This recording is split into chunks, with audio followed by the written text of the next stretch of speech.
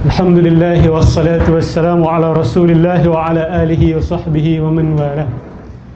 Kita mulakan majlis dengan nama Allah Subhanahu wa taala. Kita bersaksi bahawa tiada Tuhan melainkan Allah dan baginda Nabi Muhammad sallallahu alaihi wasallam adalah pesuruh Allah. Kita memuja dan memuji Allah Subhanahu wa taala dengan segenap puja-pujian yang selayaknya bagi Allah. Kita mohon kepada Allah untuk menyampaikan salam dan selawat pada baginda Rasulullah sallallahu alaihi wasallam, pada ahli keluarga baginda Rasul sallallahu alaihi wasallam, para sahabat baginda Rasul sallallahu alaihi wasallam, para tabi'in, tabi'in, para ulama, aulia, syuhada, salihin, dan sekalian mereka yang mengikut jejak langkah baginda Rasulullah sallallahu alaihi wasallam hinggalah ke akhir zaman. Yang dimuliakan Ustaz Amir, pengurus di Palma Hotel, sekalian hadirin hadirat yang dirahmati Allah sekalian. Tajuk saya pada malam ini agak berat sedikit. Al-Quran masih terkunci untuk umat Melayu. Ada tanda soal di belakang. Maka memandangkan topik kita ada tanda soal, saya nak mula dengan satu soalan. Bagi yang tengah makan silakan. Bagi yang nak jawab soalan saya juga dipersilakan. Kita buat sesi ni two way, coffee session. Okay, kita bercakap-cakap lah. Soalan saya yang pertama, katalah awak bangun pagi, buka peti surat. Bagi anak muda mungkin email lah, awak buka email. Di peti surat ataupun di email tersebut, awak jumpa satu surat yang tertulis dalam bahasa Arab. Awak jumpa email, terbaca email yang tertulis dalam bahasa Arab, dan pada email tersebut ataupun surat tersebut ada moho kerajaan Morocco. Ada moho kerajaan Morocco. Itu saja awak faham lah. Lain semua tak faham bahasa Arab. Dengan satu perkara awak faham. Awak nampak kat bawah tu ada 1 juta US dollar. Dapat surat moho kerajaan Morocco 1 juta US dollar. Dan awak tak faham bahasa Arab. Saya nak bertanya, apakah perkara pertama yang awak akan buat? Apa dia? Panggil penterjemah. Betul ke? Itu ke yang orang Melayu akan buat? Ke orang Melayu akan cari, ustaz, tolong ajar saya macam mana nak sebut surah ni, ustaz. Ustaz, tolong bantu saya macam mana nak sebut Bismillahirrahmanirrahim dalam surat ni, ustaz. Apakah makhraj yang paling betul sekali? Ustaz, tolong bantu saya macam mana nak sebut huruf ra dengan cara yang paling tepat sekali. Mana satu yang orang Melayu akan buat? Ke dia akan telefon, ustaz, ustaz, yang lain semua tak penting, nanti dulu. Ustaz boleh tak tolong bacakan surat ni dan ustaz rumuskan kepada saya isi kandungan utama surat ini. Adakah itu yang akan kita buat? Adakah itu perbuatan yang paling tepat dan paling betul sekali? Soalan ni, ustaz, macam soalan bodoh je, ustaz. Mestilah itu yang orang akan buat. Mestilah orang akan tanya isi kandungan surat tu dulu. Dah nampak 1 juta US dollar, ustaz. Kalau tak ada 1 juta US dollar tu, mungkin kita akan buang surat tu, atau email tu kita akan delete saja. Tapi sebab nampak 1 juta US dollar, awak pun telefon ustaz. Ustaz pun kata, oh, surat ni dia minta derma. Dia minta derma. Kalau ada 1 juta awak nak derma, awak silakan derma. Potong steam orang kata, kan? Dia tengok nak kasih 1 juta. Ini perumpamaan sebenarnya. Kita dah dapat belum surat tu? Assalamualaikum. Dapat dah tak surat tu? Daripada raja segala raja, bukan raja biasa. Tapi adakah itu perkara pertama yang kita buat? Jujur dengan saya. Ustaz, pukul 2 pagi telefon, ustaz, saya tengah baca Baqarah ni, ustaz, tak faham benda. Ustaz, tolonglah rumuskan saya apa yang Allah nak sampaikan kepada saya. Siapa kat sini buat macam tu? Tak ramai buat benda tu. Apa yang kita sibukkan? Ustaz, boleh tak ajar saya tarannum Quran? Tak faham lagi Baqarah, isi utama Baqarah tak faham lagi. Ustaz, ajar saya tarannum. Sedap saya baca, ustaz baca, saya dengar ustaz baca Bismillahirrahmanirrahim. Yang tu ustaz, yang tu saya nak ikut macam mana ustaz baca. Lenggok ustaz tu saya nak ikut ustaz. Dan saya kalau dengar Quran ustaz, saya dengar Mishari Rashid Al-Afasi, sebab dia lembut sikit. Saya tak suka Ustaz Ghamidi. Ustaz Ghamidi dia kasar sikit, ya. Lagi satu ada seorang tu baca tu pun, itu kurang mendayu-dayu ustaz. Dia tak masuk dalam jiwa saya. Quran ni dia jadi macam penyanyi bang. Penyanyi. Kita pilih CD, pilih penyanyi. Tapi faham tak faham, nanti ustaz. Yang penting Allah kata apa, Rasulullah kata apa. Setiap huruf yang kita baca itu dapat 10 pahala. Betul? Bukan alif lam mim tu satu huruf, tapi alif satu huruf, lam satu huruf, mim satu huruf. Jadi ustaz, bacalah ustaz, faham ke tak faham ke, insya-Allah dapat 30 kali ganda. Itulah yang orang Melayu pegang. Itu yang saya letak tajuk saya ni. Al-Quran masih terkunci ke untuk umat Melayu? Adakah hakikatnya Al-Quran ini masih banyak lagi yang terkunci daripada umat Melayu kerana sikap kita dengan Al-Quran itu sendiri? Saya kenal ramai orang. Saya dulu pun mengajar Al-Quran, mengajar tajwid juga. Bila kita nak masuk bab tadabbur Quran, tak ada orang nak layan. Tapi kalau saya kata, siapa nak kenal nama-nama syaitan dekat dalam surah Fatihah? Salah sebut makhraj, awak sebut nama syaitan. Siapa pernah dengar benda ni? Itu yang orang kita takutkan dan bimbangkan, betul tak? Jadi yang dia takut apa? Ustaz, kalau dot saya tak betul ustaz, dia akan jadi nama syaitan. Dot tu dekat mana? Dot tu sebelah kanan. Lidah tu kena pergi ke belah kanan. Kalau tak sampai belah kanan, tak sah Fatihah. Fatihah tak sah, solat tak sah, solat tak sah. Habis agama kita. Takut tak dengar? Tapi ada tak kita ditakut-takutkan dengan ketakutan yang sama bila masuk bab memahami Quran? Siapa di sini yang pernah ditakut-takutkan oleh mana-mana ustaz, mana-mana ulama, kalau tak faham Quran, tak sah solat. Kalau tak faham Quran, bukan solat tak sah Islam kita. Kalau tak faham surah-surah lazim itu, surah-surah yang biasa kita baca, surah Fatihah, 3 kul, apa lagi? Yasin, Al-Kahfi, Al-Waqi'ah, Al-Mulk. Semangat kita untuk faham tu sama tak dengan semangat kita nak belajar qiraat ke, tarannum ke? Sama ke tidak, soalan saya? Kenapa tak sama? Ini menjadi persoalan besar. Sebab apa? Sebab salah faham hadis tadi. Berpegang kepada hadis tadi tanpa melihat hadis tadi itu, adakah ia berdiri sendiri atau ia sebenarnya menjelaskan ayat Al-Quran. Dalam surah Sad, saya bacakan ayat ni. Ramai umat Islam dengar ayat ni macam first time. Wallahi, saya cakap, pernah dengar tak ayat ni?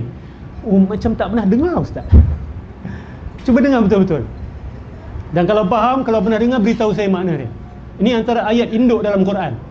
Ini antara ayat ibu, ayat penting, ayat akar dalam Al-Quran. A'udzubillahi minasyaitonirrajim. Bismillahirrahmanirrahim. Kitabun anzalnahu ilaika mubarakun liyadabbaru ayatih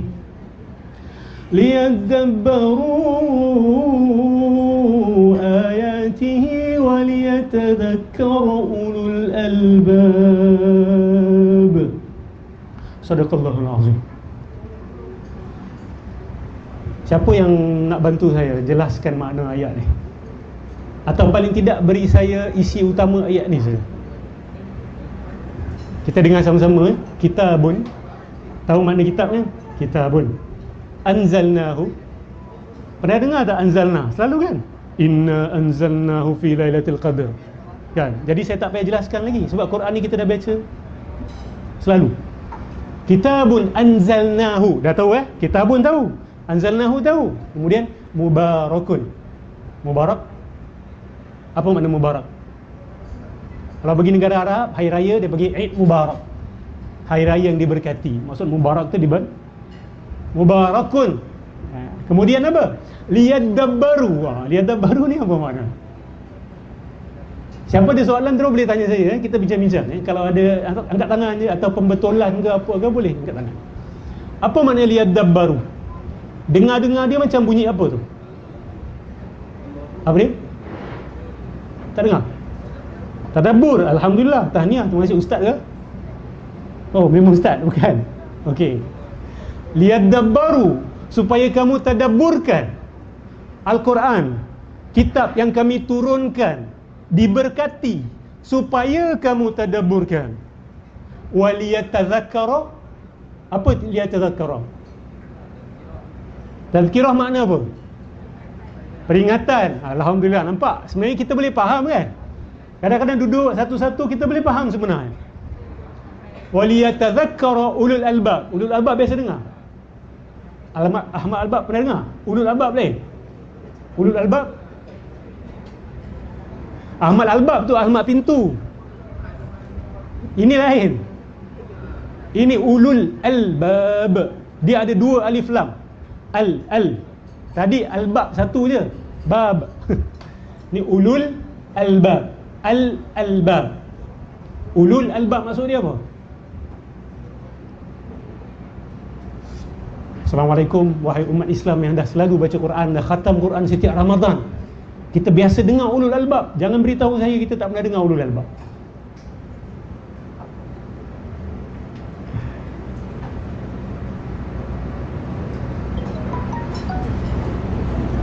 Ulul albab itu orang-orang yang berfikir, atau kalau nak secara khusus, albab itu datang dari perkataan lubbun, iaitu yang ada benih, yang jiwa dia itu hidup. Kalau disiram air dia boleh tumbuh. Itu orang-orang yang disebut sebagai ulul albab. Maksud dia orang yang bukan hati kering, dah gersam. Dia ada benih, kena hujan, kena wahyu, dapat ilmu, dia akan tumbuh. Dia akan segar, dia akan bergegar, dia akan bergoyang. Itu ulul albab. Jadi kita ulang balik ayat ni. Kitabun anzalnahu mubarakun. Quran ini diturunkan, dia diberkati. Berkatnya di mana? Kunci berkatnya di mana? Liyadabbaru ayatihi. Bila kamu tadabburkan, supaya kamu tadabburkan. Tak tadabbur, berkat ada tak? Berani tak kata kalau tak tadabbur Quran tak ada berkat? Berani ke? So, jadi selama ni saya baca tak faham ni, diberkati ke tak ustaz? Berani tak kita kata kalau tak ada tadabbur, berkat tak ada? Saya pun tak berani nak kata. Tapi saya berani kata, orang yang mampu dan dia sebenarnya kalau dia cuba dia boleh faham, tapi dia tak nak faham, bukan setakat tak dapat pahala, mungkin dapat dosa. Dia boleh faham tapi dia tak cuba faham. Dia ada masa untuk faham Quran, tapi dia tak isi waktu dia dengan memahami Quran. Sebaliknya, dia cari ilmu-ilmu lain yang tahap kedua, ketiga, keempat, kelima. Rumah ni atap masih tak ada lagi, pintu masih pecah lagi, tapi yang disibukkan dengan langsir rumah. Faham ya maksud saya? Langsir dengan pintu rumah mana penting? Atap rumah dengan kapet mana penting? Tapi yang kita sibukkan adalah langsir rumah tu. Contoh langsir bila baca Quran tu tadi itulah. Belum apa-apa dia terus lompat masuk taranum Quran. Minta maaf siapa yang mengajar taranum kat sini. Saya bukan kata taranum tak boleh, belajar, bismillah. Tapi ada tingkatan dalam ilmu ini.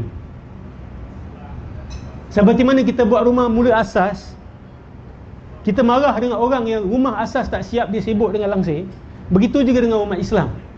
Asas kefahaman surah-surah asas kita masih tidak faham, tapi yang kita sibukkan adalah Allahu Akbar, makharijul huruf, yang sebenarnya fardu ain dia tu sebenarnya sangat mudah. Saya nak tanya dekat sini, dalam ilmu tajwid ada fardu ain, ada fardu kifayah? Ke semua ilmu tajwid itu fardu ain? Ke setiap patah yang ada diajar dalam ilmu tajwid itu termasuk dalam fardu ain? Ke ada bahagian fardu ain, ada bahagian fardu kifayah? Kalau ada perbezaan, ada fardu ain, ada fardu kifayah, mana fardu ainnya, mana fardu kifayah dia? Ni tanya ni, tunggu jawapan ni. Takkan nak tunggu orang yang tengok live ni jawab saya. Ni ada live, double live kat sini. Apa minimum requirement sebenarnya? Wajib bagi semua umat Islam tahu benda.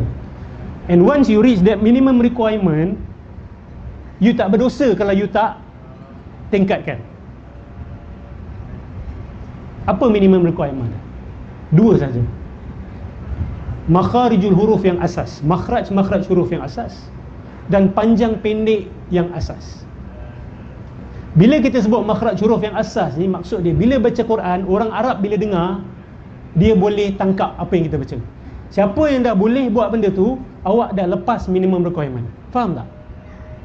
Awak dah tahu beza dot dengan dal, zal dengan zai, dengan zo, sa dengan tha, dengan sya, dengan so, a dengan a, qa dengan ka. Awak dah lepas one of the most important requirement. Kemudian panjang pendek asas. Sudah. Orang Arab bila dengar awak dhalin panjang tu, oh dah faham dah ni. Maksud dia tengah sebut tentang plural, orang sesat yang berbentuk plural, iaitu jamak, ramai. These are the two minimum requirement. Tapi sayangnya umat Melayu kita, bila bab tajwid memang master in the world, tapi bab tadabbur dia akan tolak tak tahu sampai bila. Tafsir dia akan tolak, dan dia akan kata apa? Ustaz, siapalah saya ni nak faham tafsir Quran? Itu talbis iblis, itu permainan iblis untuk menjauhkan kita daripada Al-Quran. Dia buat kita berlengah-lengah dengan tajwid, dengan qiraat, dengan tarannum. Akhirnya tadabbur tertolak jauh ke belakang. Tadabbur tolak jauh ke belakang. Ustaz ni mana boleh cakap macam tu? Mana ustaz tahu kita tadabbur ke tak? Betul lah juga kan. Okay lah, saya nak test lah kalau macam tu. Nak test tunjukkan betul tak apa saya cakap ni.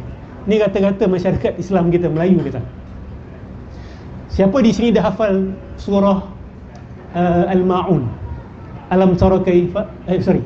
Allahumma salli ala Muhammad. Surah Al-Ma'un, tahu? Okey, dah, kita jangan ambil surah Al-Ma'un, kita ambil wal 'adiyati dhabha.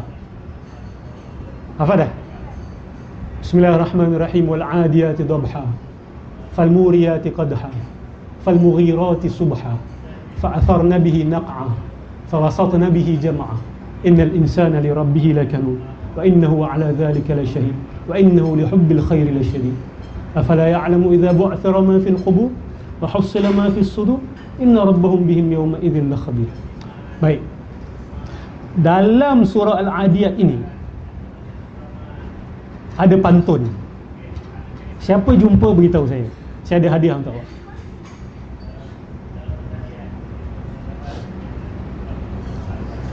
Hadiah adalah senyuman daripada saya. Tak menarik kan?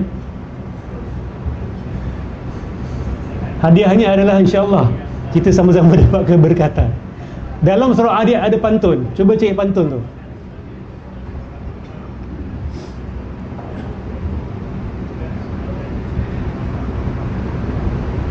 Ada siapa-siapa jumpa?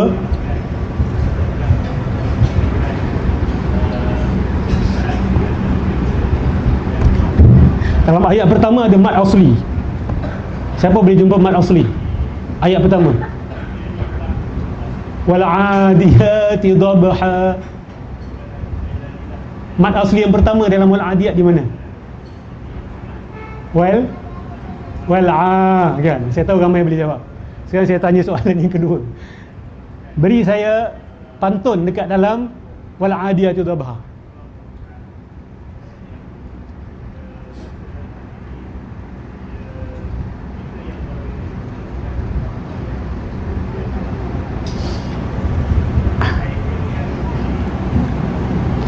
Saya jemput bagi siapa yang mungkin ada keberanian untuk duduk depan ni, saya cadang duduk depan sikit lah kan? Sebab majlis-majlis kosong ni takut ada makhluk lain yang duduk. Ada siapa nak cuba? Pantun di mana dalam surah Adiyat ni? Baik, kita dah dapat ada orang yang nak jawab dah. Saya lah tu yang akan jawab. Ada orang yang jawab. Okey. Dalam pantun biasanya ada pembayang, betul tak? Setuju? Dalam pantun ada pembayang. Contoh, 2-3 kucing berlari. Manakan sama si kucing belang? 2-3 boleh ku cari. manakala sama isteri kau seorang. Betul? Dua yang pertama tu dipanggil pembayang. Kenapa dia dipanggil pembayang? Dan apa kaitan dua yang pertama tu dengan dua yang terakhir? Dua tiga kucing berlari, manakala sama si kucing belang. Dua tiga boleh ku cari, manakala sama isteri kau seorang. Apa kaitan dia?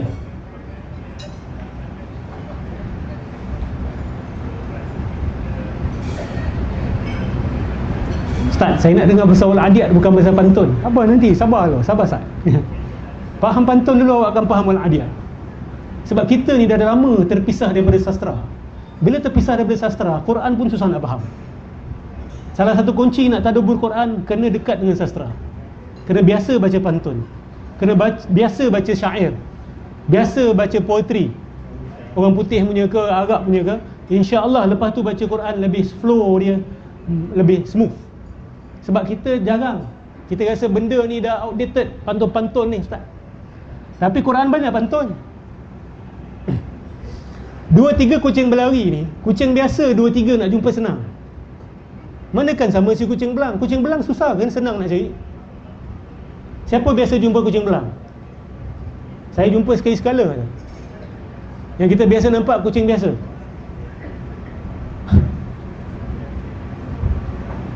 Dua tiga boleh ku cari, manakan sama isteri ku seorang. Kena tak pembayang dengan dia punya maksud? Kena. Hari ni orang main pantun sembarang ya. Betul tak? Hari ni hari Ahad. Qul huwallahu ahad. Lepas tu orang ketawa, oh kelakarnya kan. Padahal sampah tu, minta maaf saya sebut lah. Itu menghina pantun Melayu. Betul tak? Kalau kita tengok wal adiyati dhabha. Wal adiyat ni cerita apa? Ada yang dah buka terjemahan kan? Tahniah saya ucap. Kena buka terjemah ni kan. Walaupun setiap Ramadan dah khatam Quran ni. Dah khatam ke belum khatam sebenarnya kita ni? Tak maaf ya kalau saya tegur-tegur begitu ya. Sebab Quran ni asas agama kita. Tajuk saya adalah apa? Adakah Quran ni masih terkunci daripada umat Melayu? Jawapan saya ya, masih terkunci lagi sebenarnya. Sebab tu saya kalau duduk orang Melayu, kita tanya, perasan tak kita ni maju tak maju ni macam ada something yang menahan kita. Kita ni macam tak full force orang Melayu ni, bila nak maju dia ada je sangka dia. Pada saya, kerana kita ni masih terkunci daripada hidayah Quran. Masih banyak aspek Quran yang tak terbuka lagi kerana orang Melayu tak buka. Takut untuk buka. Takut dengan kunci dan mangganya. Akhirnya kita terputus. Bukan nak kata terputus penuh, tidak. Tapi banyak aspek masih terputus. Okey, wal adiyatu dhabha, kita patah balik. Saya kata peluang lagi ni untuk kita sama-sama fikir sebelum saya jawab kan.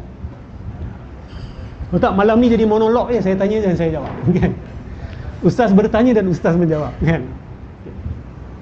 Bukan awak bertanya saya menjawab, saya bertanya saya menjawab. Okey. Wal adiyat ni cerita apa? Kalau tengok terjemahan kuda perang. Tu yang orang kata, ustaz Quran ni macam tak relevan dengan hidup saya. Saya tak pernah nampak kuda perang ustaz. Yang kita nampak kereta sport. Kenapa Allah tak guna perumpamaan kereta sport? Kenapa guna kereta kuda perang ni? Oh, Melayu duduk dekat Selangor ni pernah ke nampak kuda perang? Mungkinlah pernah tengok movie Hollywood saja kot, kita nampak kuda perang. Tapi gambaran kuda perang ni saya yakin ramai orang tahu, terbayang di dalam minda kita. Jadi bila baca Quran, imajinasi kena switch on, imagery kena ada dalam minda. Di sini kita diperlukan untuk berkhayal. Ni bukan khayalan yang bid'ah, ni khayalan sunnah. Sebab nak faham gambaran Quran. Demi kuda perang yang berlari kencang. Subhanallah. Tengok, saya nak ajak awak bayang sama-sama dengan saya. Yang jenis jarang membayang ni susah sikit nak baca Quran. Bayang sama-sama dengan saya. Demi kuda perang yang berlari kencang, sehingga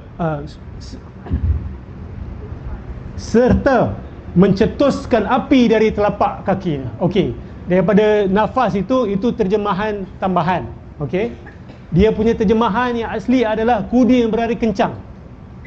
Okey, ada yang menterjemahkan sebagai lari dengan nafas yang kencang. Okey, so kita boleh terima dua-dua, tak ada masalah. Kemudian apa? Fal muriyati qadha, serta mencetuskan api dari telapak kakinya. Boleh bayang? Boleh bayang? Dia berlari tu dengan kaki dia, bukan dia dedet, keletak keletuk, tapi laju tu sampai memercikkan api. Fire sparks come out. Fal mughirati subha, dan meluru menyerbu musuh di waktu subuh. Subuh dia keluar ni, matahari naik sikit je dah menyerbu dah. Dia tak ada tahan-tahan, tak ada relax. Terus perah gear, terus gear paling tinggi, sehingga menghamburkan debu pada waktu itu. Cantik perumpamaan ini. Kuda berlari kencang dengan nafas yang kencang, kemudian hentakan kaki dia memercikkan api di waktu-waktu subuh pagi-pagi, sampai debu itu pusar naik ke atas, lalu menggempur ketika itu di tengah-tengah kumpulan musuh. Yang masuk ke dalam kumpulan musuh. Itu pembayang pun, maksud belum masuk lagi. Tiba-tiba ayat ke-6 tukar cerita siapa? Innal insana li rabbihi lakanud. Sesungguhnya manusia ini, diterjemahkan sebagai apa kanut ni? Sesungguhnya manusia ini, terima kasih bang ya? Sesungguhnya manusia ni tidak bersyukur, Allah kata. Aik, apa cerita lompat ni? Kuda perang bangun subuh-subuh pecik api, tiba-tiba tu ke manusia ni memanglah makhluk yang tidak bersyukur. Siapa faham, dia tu menyusup terus masuk ke dalam kita punya hati yang ke lapisan ketujuh masuk. Kalau orang kata ini menusuk kalbu, deep ni kuda ni kalau kita tengok, dia dapat apa daripada tuan dia? Apa dia dapat daripada tuan dia? Dia dapat ilmu ke? Hantar pergi universiti, dapat makan, minum, tempat tidur, kadang-kadang kena gosok-gosok tu lah, sedap lah. Tu je. Itu yang diberikan kepada dia. Tengok apa timbal balas yang diberi kepada tuan dia. You give me food, you give me drink, you give me shelter, you groom me, I will give my all for you. Aku akan berikan seluruh jiwa dan raga aku kepada kamu. Aku akan berlari sekencang mungkin, tak ada tertahan-tahan, tak ada berlemah-lemah, tak ada. Engkau suruh aku pergi perang, aku akan pergi perang. Engkau suruh aku masuk ke tempat musuh, aku akan pergi ke tempat musuh. Aku tidak akan tertahan-tahan. Manusia begitu ke dengan Tuhan? Rasa macam kena satu tamparan kan? Malu tak dengan kuda perang? Adakah kuda perang itu lebih mulia daripada kita? Adakah kuda perang itu lebih rela berkorban nyawa dan raga daripada manusia ini yang dikurniakan akal, yang masih tertahan-tahan lagi? Yelah, nak sedekah-sedekah lah juga, tapi saya ni plan nak pergi holiday bulan ni. Itu tertahan tu. Kadang kuda ni diberikan harta, kalau tuan dia minta sedekah, semua dia kasih. Dia tak ada takut-takut, betul tak? Tapi manusia ni pergilah tadabbur Al-Quran wahai manusia. Nantilah dulu susah tadabbur ni, pening kepala. Saya kira ni tak habis ulang 3 kali lagi ustaz. Saya nak kena ulang 3 kali baru saya akan tadabbur. Dah ulang 3 kali, tak cukup lagi ustaz. Sampai 7 kali khatam Iqra ni baru saya akan mula tadabbur. Umur dah berapa? Dah 65. Bang, mari tadabbur. Tadabbur ni bukan level saya ustaz. Saya ni orang biasa je. Kalau kuda perang ni, kalau kita suruh dia tadabbur Quran, dia tak boleh duduk bersila pun, dia akan cuba paksa duduk bersila nak tadabbur Quran. Ini Allah beri sindiran kepada manusia. Innal insana li rabbih lakanud wa innahu ala dhalika la syahid. Yang menarik dia pun bersaksi ke atas perangai dia tu. Dia mengaku setuju, ya betul, memang perangai kami macam tu. Wa innahu ala dhalika la syahid wa innahu li hubbil khairi la syadid. Dan dia ni sangat cinta kepada harta. Sangat cinta kepada harta. Maksud dia tak mau lepaskan. Kalau kuda perang tu dia lepaskan semua. Dia tak fikir, alamak ni kalau aku meninggal ni habis. Aku tak boleh lagi nak rasa makanan sedap, duduk dekat stable. Aku meninggal lepas ni. Dia tak fikir benda tu. Tapi manusia fikir benda tu. Kalau aku buat ni, alamak dah tak dapat dah benda ni. Kalau sedekah dah tak dapat dah. Kalau buat gini dah tak dapat dah. Kalau gini nanti orang kata apa. Kalau aku berjuang orang kata apa. Kalau aku gini nak kena korbankan apa. Oi susah ni. Wa innahu ala zalika lasyahid. Dan dia bersaksi ke atas diri dia sendiri. Memang betul lah perangai kami macam tu. Kemudian Allah kata apa? Afala ya'lamu idza bu'thira ma fil qubur wa hussila ma fis sudur. Tidakkah manusia itu tahu apabila kubur-kubur itu nanti akan dibongkar, dan apa yang terkubur di dalam hati-hati akan dibongkar juga. Maksud dia apa? Hakikat diri kita nanti akan dibongkar Allah. Di dunia ni kita boleh mengaku macam-macam. Saya boleh mengaku jadi ustaz. Awak tak tahu kehidupan peribadi saya. Awak pun boleh mengaku pakai songkok depan orang kan. Orang tengok, oh ni Pak Haji ni orang baik ni. Tapi dalam hati kita Allah saja yang tahu. Akhirat nanti Allah akan bongkar kubur kita. Allah akan bongkar apa yang terkubur dalam hati kita juga. Hari itu kita akan kenal siapa diri kita, dan orang lain juga akan tahu siapa hakikat diri kita.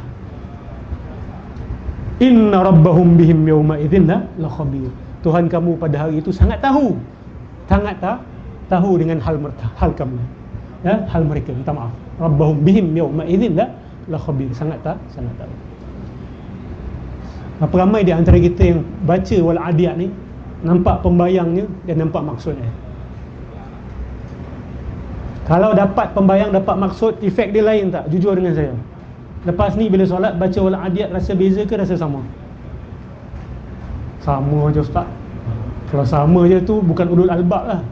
Tu saya kata tadi, ulul albab tu jiwa dia hidup. Bila dia dapat air tu, benih dia hidup. Dia segar, dia bergetar jiwa dia. Kalau tak ada getaran tu, flat je kan, flatline tu, kalau kat hospital flatline tu tanda apa tu?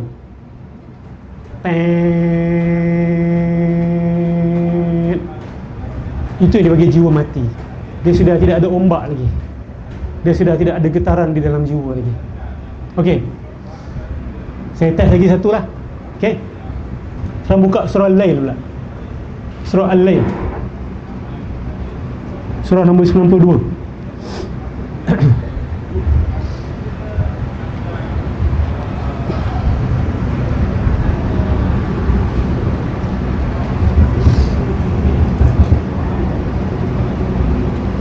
A'udzubillahi minasyaitonirrajim. Bismillahirrahmanirrahim. Baik, sorry, sebelum tu ada apa-apa soalan tak? Ada apa-apa nak apa-apa kan sampaikan ke apa? Tak ada okey. A'udzubillahi minasyaitonirrajim. Bismillahirrahmanirrahim. Wal laili idza yaghsha wan nahari idza tajalla wa ma khalaqa adh-dhakara wal unsa inna sa'yakum lasyatta. Ada pantun tak dalam ayat ni? Cepat sikit kali ni, alhamdulillah. Ania. Ada berapa rangkap pantun itu? Demi pembayang berapa rangkap? Demi malam yang meliputi, demi siang yang terang benderang, dan demi lelaki dan wanita yang aku ciptakan. Betul? Dan dia ciptakan. Wa ma khalaqadz dzakara wal unsa inna sa'yakum lasyatta.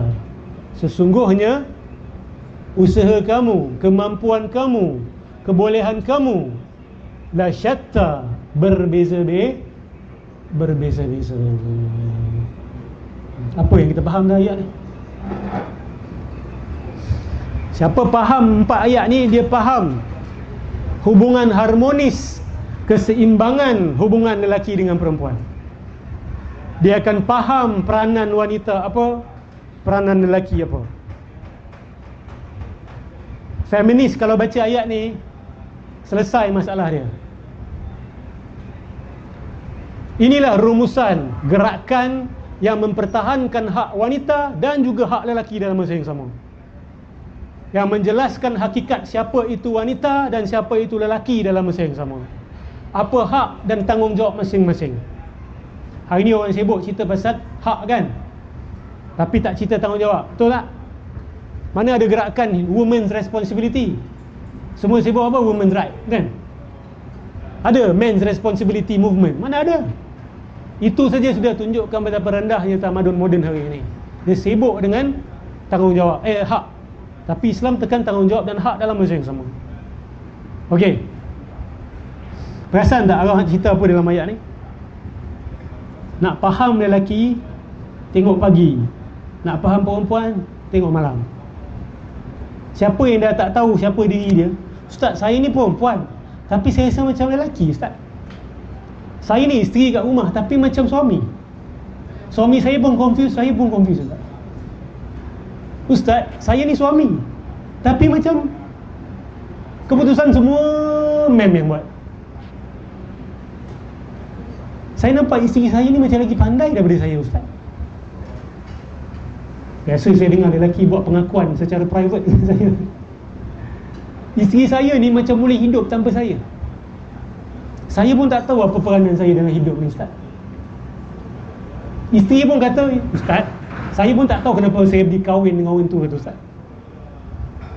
Saya duk menanggung semua benda.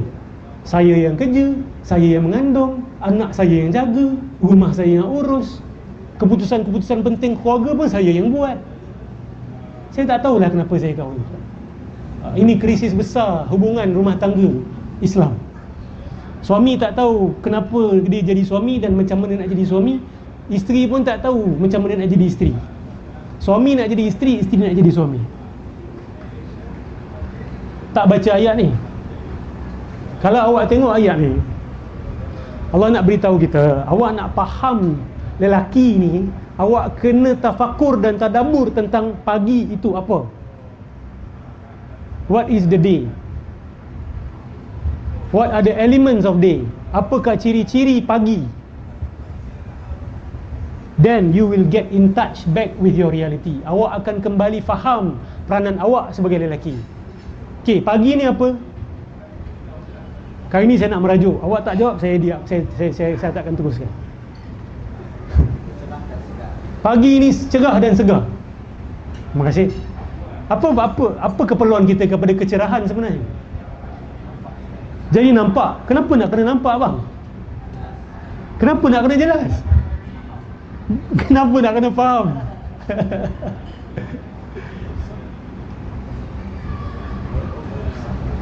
So, supaya apa? Baru? Sah. Sah apa ni, bang? Main sah-sah malam ni, bang. Mentang-mentang saya cerita pasal suami isteri ni. Okey. Segar dan cerah supaya boleh bergerak. Cuba bayangkanlah hotel di Palma ni sekarang ni tutup lampu semua. Saya nak pergi tandas pun tak tahu kat mana. Betul tak? Awak nak balik tak pun tak tahu kat mana pintu. Boleh teraba-raba. Cerah ni dia memandu. Dia beritahu. Okey, di sini mula kita, di situ hujung kita. Yang jangan bimbang. I know where to bring our family. Sayang jangan bimbang, abang tahu mana nak bawa keluarga kita. Apa ramai isteri yang tak sure suami dia nak bawa dia pergi mana ni. Abang, bahtera kita ni abang tengah bawa pergi mana ni, bang? Abang nak kode kapal ni. Anak ke mana, saya ke mana, abang nak bawa kita ke mana ni? Tapi seorang lelaki yang benar-benar memahami hakikat apa itu cahaya matahari, dan dia seorang yang menyuluh, dia tahu. Dia sudah merancang setiap langkah. Ayang jangan bimbang. Anak kita cecah umur 10 tahun, abang dah ada rancangan ke mana abang nak bawa dia. Kita bila cecah umur 50 tahun, jangan takut, insya-Allah wang dah siap, kita boleh pergi umrah. Betul? Kalau apa-apa jadi dengan kewangan kita, insya-Allah abang ada plan B, abang ada plan C, abang plan D. Itu lelaki. Lelaki bukan jenis entah macam mana. Anak sakit entah, abang pun tak tahu macam mana. Kita telefon doktor je lah. Macam mana ni abang kena buang kerja ni? Macam mana ni, bang? Isteri yang duk fikir. Isteri yang ada 5 solution. Tak apa bang, abang jangan takut. Kalau abang tak boleh buat A, kita buat B. Tak boleh buat B, buat C. Tak boleh buat C, buat D. Tak boleh buat D, buat E. Suami yang duk mendengar. Itu bukan suami yang benar-benar suami. Itu nakhoda yang dah lupa kenakhodaan dia. Cerah ni satu. Dia memandu. Memandu je dia tak cukup. Dia kena berani. Betul tak? Pagi ni berani ke tak? Pagi ni dia tak takut-takut. Cahaya matahari ni bila keluar, dia keluar terus. Betul tak?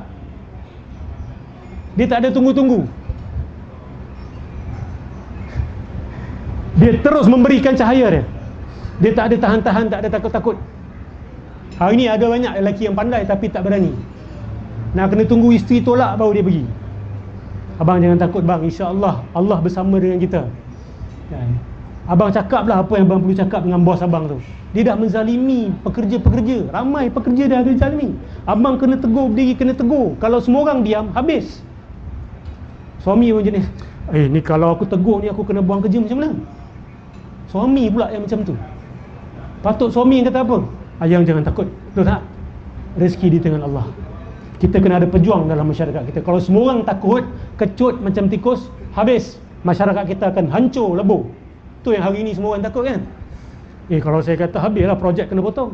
Kalau saya tegur habis. Bapak jadi penakut, anak jadi penakut, cucu jadi penakut, satu keluarga jadi penakut. Mak juga yang nak kena datang. Abang, jangan takut bang. Allah akan tolong orang-orang yang adil. Baru dia semangat. Padahal itu suami yang kena buat tu. Apa lagi pagi ni? Pagi ni dia memberi nafkah, betul tak? Kalau tak ada pagi, pohon-pohon boleh tumbuh ke, dapat nourishment ke? Kan, pokok ni dia perlu matahari kan untuk photosynthesis kan? Photosynthesis kan? Photosynthesis itu dia punya verb kan? Tu photosynthesis dia perlukan cahaya matahari. Jadi dia menumbuhkan, melahirkan makanan untuk pokok itu sendiri, akhirnya melahirkan oksigen, mengeluarkan oksigen dengan adanya cahaya matahari tersebut. Dia memberikan kehangatan. Tapi hari ni kita tengok ibu-ibu, betul tak kalau saya kata, Ustaz, ramai wanita gaji lebih besar daripada suami. Itu satu, tak ada masalah. Gaji lebih besar tak ada masalah. Kemudian suami sadin aja. Kereta ni awak bayarlah. Rumah kita half-half boleh tak yang? Awak tak boleh cakap macam tu. Awak kena duduk bincang dengan isteri. Sebab awak telah mengambil dia punya hak. Dia nak kasih, itu hak dia. Tapi jangan pula you understand, I understand. Isteri pula rasa tertekan kalau tak kasih. Ni ustaz ni dah cerita kursus rumah tangga pula. Tadi pasal tadabbur Quran. Tak apa, sikit. Allahumma salli ala Muhammad. Apa tadi saya tengah cerita? Kereta half awak rumah pun half sekali pampers anak sekali pergi kedai sekali awak bukan tak tahu gaji saya sikit. Isteri pun nak buat macam mana, aku dah kahwin dengan dia, telan sajalah. Lepas tu mengandung, siapa kena mengandung? Boleh kongsi 50-50? Abang ambil 50% anak ni ustaz. Abang half-half kan. Kesusahan mengandung ni dan melahirkan anak, abang ambil 50%, saya ambil 50%. Tak boleh. Anak lahir nanti tak boleh tidur malam, menangis melalak. Abang tak apa, saya tahu abang akan terbongkang. Saya lah yang seorang-seorang yang akan menanggung sampai ke pagi. Ramai wanita datang kepada saya merungut, Ustaz, kenapa kita kena kahwin Ustaz Allah. Dia kalau tanya soalan macam tu, dia rumah tangga dia dah parah betul lah. Sebab apa? Dia tidak lagi melihat peranan suami dia. Dia tak lagi tak melihat, Ustaz, saya rasa saya boleh hidup seorang-seorang Ustaz. Saya boleh cari nafkah, saya boleh jaga anak-anak saya boleh uruskan rumah saya. Apa keperluan saya kepada suami saya ni? Dah macam biar awak hidup Ustaz. Saya kena tanggung dah. Lepas tu dia tak tahu jaga kesihatan Ustaz. Dia sakit, saya kena jaga dia. Dia merokok kuat Ustaz. Dia tak kisah anak isteri Ustaz. Minta maaf bagi yang merokok. Bukan minta maaf, saya tarik balik, saya minta maaf tersebut. Saya kata siapa yang terasa, padan muka. Tolonglah, isu rokok ni sudah terlalu outdated lah. Maksud dia dah tak boleh ada perbezaan pandangan lagi dah. Mak ayah yang bertanggungjawab akan berhenti hari ni juga. Dah tak ada lagi. Tapi ulama' ni kata dah tak ada lagi dah. Ini bukan jenis yang bertanggungjawab. Kalau dia betul bertanggungjawab, dia akan betul-betul putuskan. Dia akan talakkan rokok tu. Buat ritual talak. Ambil rokok, kotak rokok tu, bakar. Beli banyak-banyak dulu, bakar. Buat unggun, lepas tu bakar. Buat majlis tahlil sekali. Kita sedekahkan Al-Fatihah kepada rokok Marlboro ni. Kita tidak akan berjumpa lagi selepas ini. Kita putus, talak 3. InsyaAllah aku tidak akan merinduimu, dan janganlah kau merinduiku. Aku lebih sayang kepada anak isteriku. Mak ayah, suami yang boleh buat benda tu, saya tabik lah. Yang jenis terasa-terasa ni, bila kita sebut pasal merokok ni, minta maaf lah awak akan menjadi mangsa kepada diri awak sendiri. Baik. Allahumma salli ala sayyidina Muhammad. Ada yang komplain sebab apa? Sebab tu lah. Saya dah tak tahu kenapa saya kahwin, ustaz. Isteri kalau cakap macam tu, suami buckle up lah, tolonglah. Maksudnya isteri awak ni dah ada yang terus minta putus terus. Kerana apa? Kerana tak melihat peranan suami lagi. Ada pula suami datang jumpa saya, ustaz, isteri saya ni dah melebih ni ustaz. Semua keputusan penting dia yang buat. Saya kata A pun dia tak buat A, dia pergi buat B. Siapa suami dalam rumah ni ustaz? Tapi bila kita dengar keputusan suami, betul abang, keputusan abang ni memang mengarut bang. Memang bagus ikut keputusan isteri. Suami dah tak tahu nak buat keputusan yang betul. Sebab apa? Tidak dilatih, dimanjakan. Dibesarkan oleh mak ayah, mungkin dimanjakan. Anak perempuan dijaga betul-betul. Sebelum kahwin kena belajar masak, sebelum kahwin kena ini, kena pandai layan. Tapi anak lelaki, adakah dididik sebelum kahwin? Hang ni nak kahwin ni, tahu tak nak layan hati seorang wanita? Isteri kalau mengajuk, tahu tak nak buat apa? Anak kalau sakit, tahu tak nak buat apa? Tak, dia duduk merempit lagi. Sebulan dah nak kahwin dah. Tapi isteri yang sibuk belajar masak lah kan, belajar berdandan lah.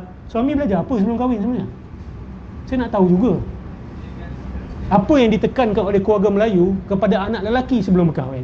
Sebab tu bila berkahwin, suami tak tahu nak handle isteri, tak tahu nak handle keluarga, tak tahu nak buat keputusan, tak tahu nak memandu keluarga. Sebab lupa cahaya matahari tadi tu. Hakikat diri dia matahari. Okey, saya ringkaskan. Wal laili idza yaghsha. Malam tu pula kita balik cerita dia. Malam ni, apa ciri-ciri malam? Ini teguran kepada wanita juga. Apa ciri malam?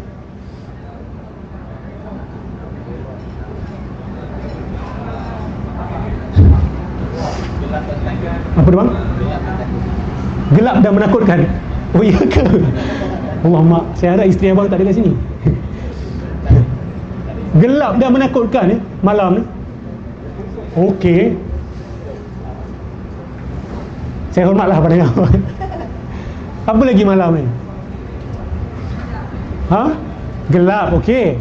Gelap ni apa tujuan gelap ni? Kenapa Allah cipta kegelapan? Kenapa mesti ada gelap? Berehat.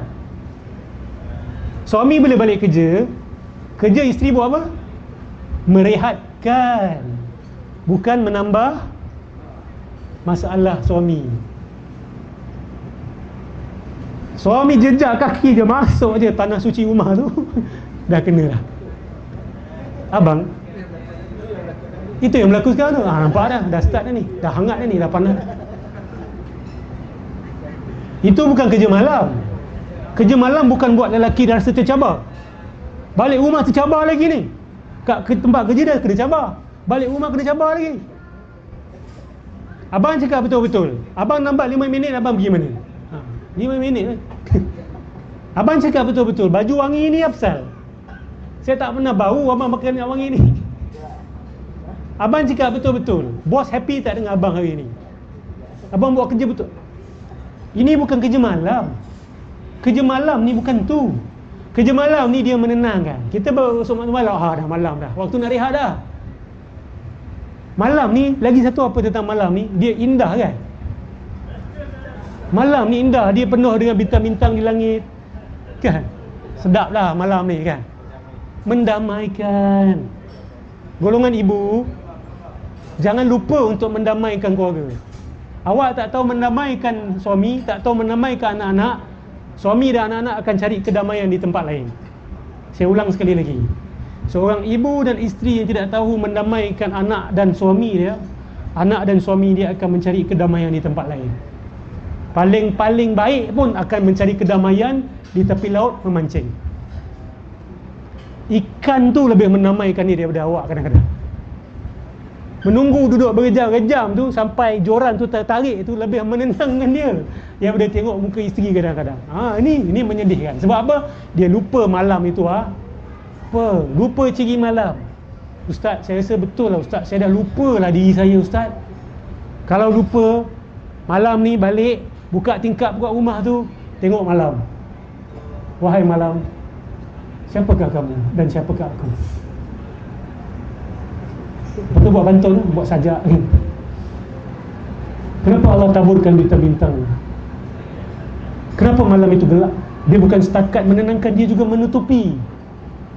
Kerja malam ni menutup rahsia suami, menutup rahsia keluarga. Bukan dok, suami aku ni kenapa dia pakai kain bawah pusat dia, letak kat Facebook kan? Saya beruntung dapat suami saya fashion statement dia ada pelik sikit. Dia suka pakai kain bawah perut dia. Habis satu dunia tahu. Ada dia tak terang-terang, dia pergi ke Facebook, dia buat post macam ni tau.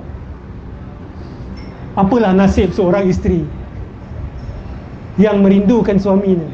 Awak tak payah sebut nama suami awak pun, tapi orang baca tahu awak tengah cakap tentang suami awak. Saya kesian dengan isteri-isteri di luar sana yang suaminya jenis dat. Orang bila baca nampak apa?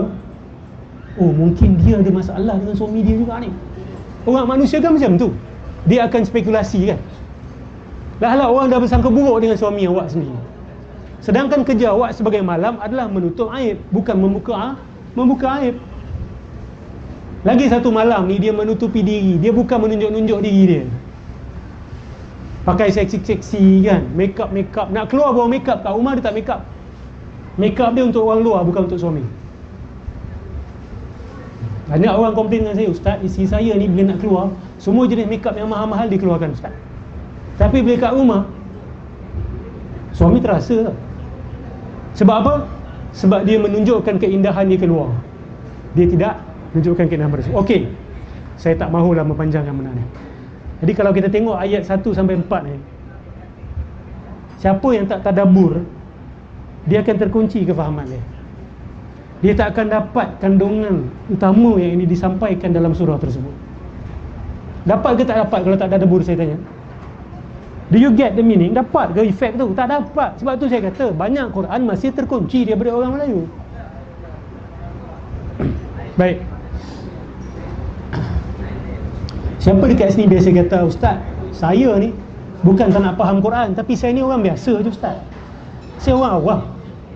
Ustaz-ustaz ni nak faham Quran, faham kan? Saya ni orang awam. Biarlah saya baca Quran je Ustaz, faham ke tak faham biarlah. Apa Ibnul Qayyim Al-Jauziyah kata? Apa respon dia kepada kata-kata orang yang bercakap macam ni? Adakah dia kata, oh betul lah juga, kesian orang-orang macam ni? Adakah itu yang dia kata? Tak. Apa dia cakap? Orang yang mengatakan perkara-perkara seperti itu sebenarnya dalam jiwa dia ada keberatan untuk menerima wahyu Quran sebenarnya. Sebab tu dia lengah-lengahkan tadabbur. Dia boleh faham tapi dia tak nak faham. Jadi sebenarnya ada sesuatu dalam Al-Quran tu yang dia tak mahu. Dia keberatan. Sebab kalau faham Quran nak kena buat. Jadi apa kita buat? Tangguhlah, saya tak faham lagi. Lepas 10 tahun cakap benda sama, saya orang biasa, saya tak faham. Jawapan seperti itu tidak diterima. Itu termasuk dalam melengah-lengah dan menangguh-nangguhkan kefahaman Al-Quran. Dia boleh membawa kepada dosa. Kenapa saya kata dosa? Kerana Al-Quran ini diturunkan untuk difahami. Apakah ayat pertama yang turun? Iqra. Apa makna Iqra? Sebut ke baca? Saya nak dengar lagi, sebut ke baca? Rasanya orang Melayu kita terjemahkan Iqra sebagai sebut lah. Kan? Faham ke tak faham, sebut je lah Ustaz. Itu sebut, bukan baca. Iqra bukan sebut, Iqra baca. Baca ni kena faham, tak faham bukan baca. Tapi kita ni sudah membuat satu bid'ah yang luar biasa dengan perkataan baca tu sendiri. Saya cabar awak, awak jumpa orang bukan Islam, awak kasih dia teks dalam bahasa Arab yang dia tak boleh baca. Awak suruh dia baca, dia akan cakap apa dengan awak? Dia akan kata, saya tak boleh sebut ke saya tak boleh baca? Saya tak boleh baca. Sebab kenapa dia tak boleh baca? Kenapa dia kata dia tak boleh baca? Sebab dia tak faham. Dia tak akan kata dia faham walaupun dia boleh sebut. Katalah kita buat Rumi kat bawah tu, Bismillah kita tulis B-I-S-M-I-L-L-A-H, Ar-Rahmanir-Rahim kita tulis dalam bahasa Rumi. Kita tanya dia, boleh tak awak bacakan pada saya, kemudian jelaskan kepada saya? Dia akan kata, saya tak boleh baca, saya tak faham, I don't understand. Bagi diorang ni, orang luar, orang bukan Islam, bila sebut baca, dengan faham sekali. Kita ni dah memisahkan baca dengan faham. Tak faham pun masih dipanggil baca juga. Siapa ajar kita benda ni? Saya pun tak tahu. Kalau buka kamus bahasa Arab, kataan iqra' tu mesti ada faham. Tak ada faham bukan iqra'. Tapi kita masih tetap tak apa, saya tak faham pun saya nak baca juga. Padahal boleh faham tu. Padahal boleh telefon ustaz tu. Padahal boleh cari kuliah tafsir tu. Padahal boleh cari kuliah tadabbur lagi tu. Dia tak mau. Dia kekal dalam tidak faham berpuluh-puluh tahun. Adakah itu adab yang baik dengan Allah Subhanahu Wa Taala? Mak awak kalau suruh pergi kedai, dia letak 10 list. Beli bawang, beli halia, beli apa. Awak pertama kali pergi pasar, tak tahu lengkuas tu apa. Awak ingat lengkuas ni kepala paip kan? Awak confused. Lengkuas ni apa? Buah ke? Sayur ke? Kepala paip ke? Katalah zaman tak ada Google lagi. Awak akan buat apa? Kau akan terus pergi kedai, beli sesuka hati awak. Rasanya ni lengkuas kot. Awak buat balik durian. Mak akan marah tak? Kan aku dah tulis ada lengkuas tu. Lengkuas ni ustaz, ni alamak lengkuas ni. Itu bukan lengkuas, itu durian. Meh aku campak kat kepala kau kan. Mak akan kata apa? Kan aku dah kasi list, kenapa tak telefon? Kenapa tak baca? Tapi kita dengan Allah dah buat senarai begitu panjang, kita tak faham pun kita tak apalah, baca je lah. 1 bawang, 2 basikal, 3 durian, 4 lengkuas. Lengkuas apa? Tak apalah, baca je. Faham ke tak faham? Dengan mak kita je tu dah dianggap sebagai anak yang tak berapa baiklah adab dia. Perasan ke gitu kita dengan Allah Subhanahu Wa Taala? Faham ke tak faham? Baca je lah. Yang penting dapat paha. Dapat apa? Dapat paha. Yang kita cari paha. Pahala boleh pisahkan daripada faham tak? Saya kasih lagi satu perumpamaan. Saya kata kepada pekerja-pekerja saya, mari sama-sama kita bina satu bangunan. Dia semua buruh ni. Dan saya akan memberikan awak ganjaran berdasarkan berapa jumlah batu bata yang awak letak. Berapa jumlah batu bata yang awak letak. Pekerja yang pandai, dia akan buat apa? Dan pekerja yang bodoh, dia akan buat apa? Pekerja yang bodoh, dia akan sibuk kira berapa batu bata yang dia dah letak. Pekerja yang pandai, apa perkara pertama dia akan buat? Dia akan kata apa? Kita siapkan dulu bangunan ni. Betul tak? Tujuan utama membina ni nak siapkan bangunan ni. Hang jangan duk sibuk kira aku dah 100 batu bata, aku 20 batu bata, tapi bangunan tak siap lagi. Kalau bangunan tak siap, hang letak 1000 batu bata pun bos tak akan kasih gaji sesen pun. Betul tak? Sebab bos suruh buat apa? Aku nak kau siapkan bangunan. Yang kau pergi sibuk kira sampai 2000 batu-batu ni apa pasal? Tujuan dia adalah membina bangunan.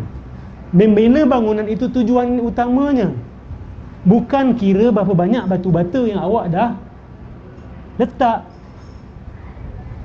Tak kira lah berapa banyak batu bata awak letak. Bangunan tak siap, bos marah ke tak marah?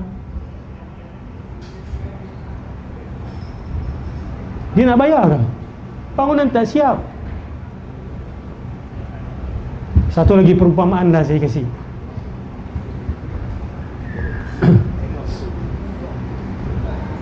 Allah kasih kita peta. Allah kata jalan ke sebelah kiri 100 km, korek dalam 2 km, ada harta karun. Kita, apa kita buat? Kita lagukan Bismillahirrahmanirrahim. Jalanlah ke kiri 100 km, koreklah ke dalam 2 meter, jumpalah harta karun itu. Sadaqallahul azim. Alhamdulillah dapat pahala dah. Alhamdulillah dapat dah. Assalamualaikum warahmatullahi wabarakatuh. Selesai dah. Dia tak bangun tau. Dia tak bangun, dia tak pergi. Orang lain buat benda tu. Kadang-kadang orang bukan Islam yang pergi buat. Kita apa? Oi, sedapnya ustaz ni baca. Oi, makhraj dia Masya Allah. Saya nak belajar lah. Ustaz je saya tajwid, boleh tak ustaz? Kakak dengar tak apa saya baca tadi? Kakak nak harta karun tak? Mestilah nak ustaz. Dengar tak apa saya cakap tadi? Pergi ke belah kiri 100 km, korek 2 meter ke bawah, akan jumpa harta karun tersebut. Tapi ustaz punya bacaan sedap lah. Inilah perangai kita orang Melayu dengan Al-Quran.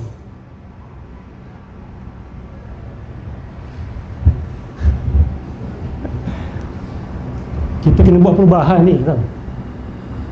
Wallahi saya kata benda ni di mana-mana. Penyakit kita dengan Quran ni beginilah. Sebab tu Quran masih terkunci lagi dulu. Baik, saya buka kalau ada apa-apa soalan. Dah 10 suku ni. Banyak lagi bahan saya nak share, tak ada masa. Apalah, ada apa-apa nak buka, silakan. Tak dengar. Nak buat tadabbur macam mana? Oh, kelas tadabbur. Tak jumpa. Ini jenayah para ustaz-ustaz, termasuklah saya. Siapa-siapa di luar sana yang mengajar Al-Quran, dia mesti mengajar tadabbur sekali. Dia macam inilah. Saya bukan kata dengan awak besok berhenti belajar tajwid. Tak, saya tak kata macam tu. Besok berhenti belajar tarannum, bukan itu saya kata. Yang saya nak sampaikan adalah sambil awak belajar tajwid, sambil awak belajar qiraat, sambil belajar tarannum, dalam masa yang sama awak kena belajar tadabbur Quran sekali. Maksudnya dalam 1 jam setengah ustaz ajar tajwid kan, bincang dengan ustaz, kita belajar tajwid ni betul lah ustaz penting, tapi boleh tak kita bagi half-half? 45 minit kita belajar tajwid, 45 minit ustaz ceritakan saya Al-Qari'ah ni cerita apa ustaz? Allah nak cerita apa dengan kita dalam Al-Qari'ah ni? Itu yang kita kena buat. Kalau ustaz yang ajar tajwid kata, oh tak, saya ni yang ajar tajwid je, saya tak tahu tadabbur, pada saya tinggalkan ustaz macam tu. Mana boleh orang ajar tajwid tapi tak ajar tadabbur Quran? Itu jenayah ke atas Quran. Adakah dia sendiri bila baca Quran dalam solat dia tak faham? Paling tidak dia faham kan? Jadi kerja dia, tanggungjawab dia untuk ceritakan kepada awak. Jadi saya mohon, awak jumpa guru-guru tajwid awak, minta dia, bilang tu, ustaz, ini tanggungjawab ustaz. Kalau dia kasih awak macam-macam alasan, awak beritahu dia, ustaz kalau tak ajar dosa ustaz. Saya dah mencari ni, saya dah meminta ni. Kalau ustaz tak tahu, ustaz beritahu saya dekat mana saya boleh belajar tadabbur Quran. Setahu saya dekat Masjid Besar Shah Alam ni ada kelas, ada kuliah tafsir. Saya yakin 100%, tanyalah. Saya bukan datang daripada sini, saya tak pasti, tapi saya yakin Masjid Besar ada kuliah tafsir. Kalau tak boleh tadabbur, tafsirlah. Tafsir ni untuk semua orang. Tadabbur ni ada teknik dia kena belajar. Okey, jadi 2 solusi saya berikan. Lagi satu solusi yang saya boleh tambah. Pergi online, cari buku ni, dipanggil sebagai The Amazing Quran. Saya tak jual buku ni saya tak ada kaitan dengan mana-mana company. The Amazing Quran. The Amazing Quran ni Karang Craft ada jual. Dalam Amazing Quran ni ada terjemahan setiap perkata, itu satu. Lepas tu dekat muka surat sebelah ada terjemahan umum, kemudian ada tafsiran, kemudian ada kisah-kisah para nabi, kemudian ada hadis-hadis Rasulullah yang menjelaskan muka surat tersebut, dan kemudian dia ada kongsi beberapa fakta-fakta menarik tentang Al-Quran. Itu cukup untuk tadabbur Quran sebenarnya. Ada terjemahan, ada tafsiran yang diterjemahkan dalam bahasa Melayu. Cari The Amazing Quran. Dia ada dalam 1 jilid dan ada dalam 5 jilid. Baik, ada soalan lain?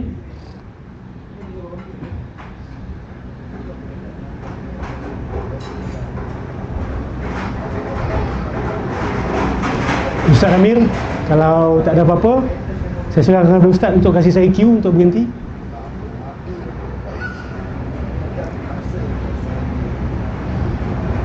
Dah, okey. Kalau tidak ada apa-apa soalan, saya mohon maaf kalau terkasar bahasa, tersilap kata, mungkin sindiran-sindirannya terlalu tajam. Bukan apa, nak buat kita sedar dan bangkit. Kebangkitan umat Melayu bermula dengan kembali kepada Quran. Cara lain, ekonomi ke politik ke, itu nombor 2. Langkah pertama, mula dengan Quran, mula dengan tadabbur Quran. Cergaskan akal bila kita baca Al-Quran.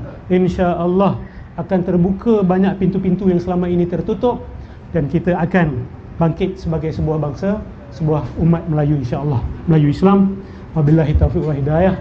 Wassalamualaikum warahmatullahi taala wabarakatuh.